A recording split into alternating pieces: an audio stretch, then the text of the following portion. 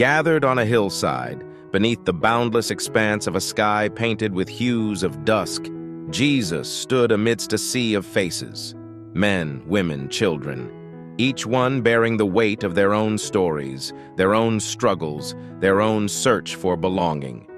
With a voice that carried the authority of eternity and the tenderness of a shepherd, he began to speak, weaving a tapestry of truth and grace, a sermon that would resonate through the ages.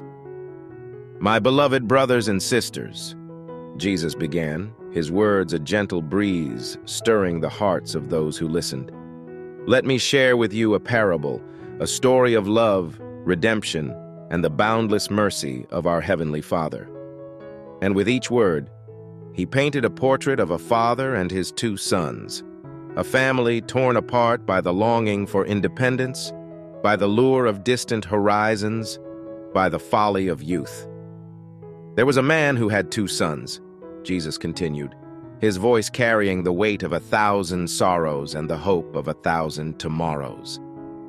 "And the younger son, restless and eager for adventure, approached his father with a bold request. 'Father, give me my share of the estate.'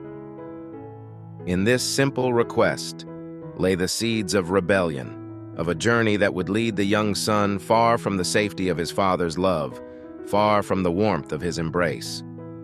Not long after, Jesus recounted, the younger son gathered all he had and set off for a distant country where he squandered his wealth in wild living. But when a famine struck the land and he found himself destitute, he was forced to hire himself out to a citizen of that country, feeding pigs in fields that were not his own. In the depths of despair, amidst the stench of swine and the echoes of his own folly, the younger son came to his senses.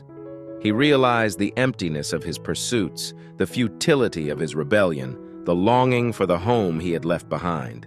"And so," Jesus continued, his voice tinged with compassion, "he resolved to return to his father, to confess his sins, to beg for forgiveness, even if it meant becoming a hired servant in his father's house."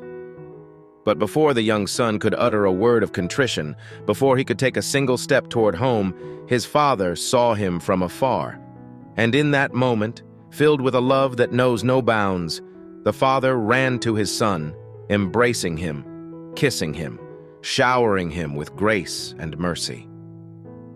"My beloved brothers and sisters," Jesus proclaimed, his voice ringing with joy. The Father's response is a reflection of our Heavenly Father's boundless love for each one of us. For when we wander astray, when we squander the gifts He has given us, when we find ourselves lost in the wilderness of sin, He does not abandon us. No, He waits with open arms, ready to welcome us home, ready to forgive us our transgressions, ready to restore us to His embrace. As the crowd absorbed His words, a hush fell over the hillside, a hush pregnant with the weight of divine mercy, with the promise of redemption. For in that moment, they glimpsed a vision of a love that knows no bounds, a love that reaches out to the wayward and the lost, a love that calls each one by name and welcomes them into the embrace of grace.